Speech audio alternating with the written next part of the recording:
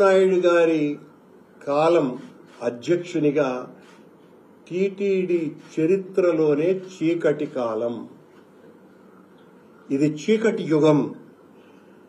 నాయుడు గారి నేతృత్వంలోని పాలక మండలి హిందువుల మనోభావాలకు వ్యతిరేకంగా తీసుకుంటున్నటువంటి నిర్ణయాల మీదనే మా పోరాటం. దీనికి సమాధానం ఇవ్వలేకపోతే మౌనంగా అన్నా ఉండాలా. మౌనంగా ఉంటే ఆయనకు చాలా గౌరవంగా ఉండేది. కానీ అలా కాకుండా మా ప్రశ్నలకు ఆయన సమాధానం బూతులు. ఆయన ఎంచుకున్నటువంటి మార్గం వీళ్లకేంద్ర సమాధానాలు చెప్పేది అని మా మీద బూతులు మాట్లాడడం నిరంతరాయంగా చేస్తున్నారు. అదృష్టం కొద్దీ వచ్చినటువంటి ఈ పదవిని ఇలా దుర్వినియోగం చేయటం అంటే ముమ్మాటికి ఆయన శ్రీవారికి ద్రోహం చేయటమే. శ్రీవారి సేవ తప్ప ఆ పదవిని అడ్డుపెట్టుకుని రాజకీయాలు చేస్తుండటం వల్లనే టీటీడీ ఈ రోజున ఇంతగా వివాదాస్పదమవుతున్నది. గతంలో ఈ 85 సంవత్సరాల టీటీడీ పాలక మండళ్ల చరిత్రలో ఏ రోజు కానంత వివాదాస్పదం అవ్వటానికి కారణం బిఆర్ నాయుడు గారి యొక్క ప్రవర్తన మాత్రమే. TTD chairman, TV5 channel chairman వేరు అన్నటువంటి విషయాన్ని ఆయన పూర్తిగా మర్చిపోయినారు. టీవీ ఛానల్ అధినేతగా ఆయన ఎంత అశుద్ధపు మాటలు మాట్లాడితే అది ఆయనకు వ్యక్తిగతకు సంబంధించిన మరకవుతుంది, ఆయన ఇష్టం.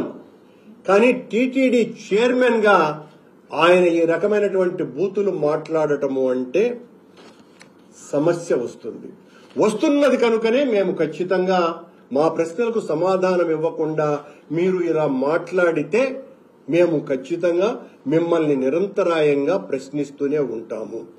మీరు మీ ప్రవర్తనలో మా ప్రశ్నలకు సమాధానాలు ఇస్తే మేము ప్రశ్నించటము అన్నది ఆపేస్తాం.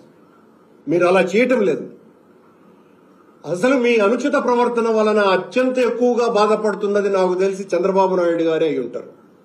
ఏమిరా ఇతన్ని పెట్టుకున్నాము, ఇతను వచ్చినప్పటి నుంచి కూడా ఇంత దారుణమైనటువంటి పరిస్థితులు వస్తున్నాయి అని. అందుకే మీకు దాదాపుగా మీ పవర్స్ అన్ని కూడా కట్ చేశారు అన్నటువంటిది కూడా వింటున్నాం. అది ఎంత మేరకు నిజమో మాకు తెలియదు. కానీ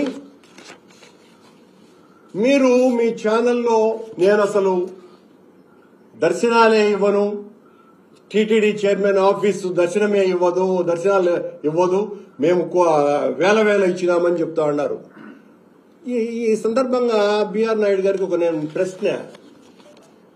గత 5 సంవత్సరాలు అనేక ఆరోపణలు ఉన్నటువంటి ఒక అధికారి, ఆనాడున్నటువంటి ఎగ్జిక్యూటివ్ ఆఫీసర్లు అతన్ని విజయవాడకో ఎక్కడికో బదిలీ చేసినారు డిసిప్లినరీ యాక్షన్ కింద.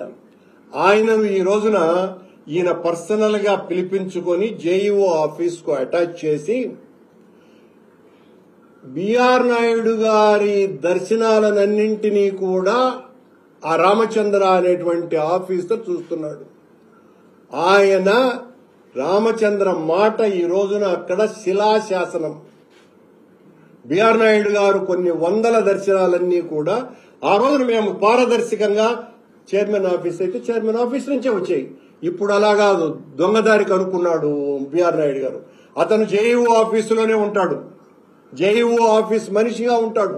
కానీ బిఆర్ నాయుడుకు సంబంధించినటువంటి దర్శనాలన్నీ కూడా వందలు వేలు తద్వారా జరిగిపోతూనే ఉంటాయి అన్నటువంటి విషయాన్ని గుర్తు చేస్తూ, నాయుడు గారు మా పోరాటం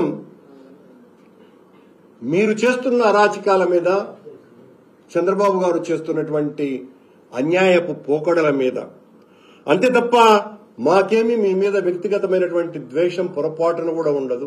మీరు మాకంటే వయసులో పెద్ద, మాకు గౌరవం కూడా ఉంటుంది. కానీ వయసు పెద్దదని మీరు చేసినటువంటి తప్పులన్నింటినీ కూడా యాక్సెప్ట్ చేస్తూ నిలదీయకుండా ఉండలేనటువంటి సంస్కారహీనులము కాదు, భయపడే వాళ్లము కాదు. మీరు చేస్తున్న అరాచకాలు, టీటీడీకి చేస్తున్నటువంటి నష్టము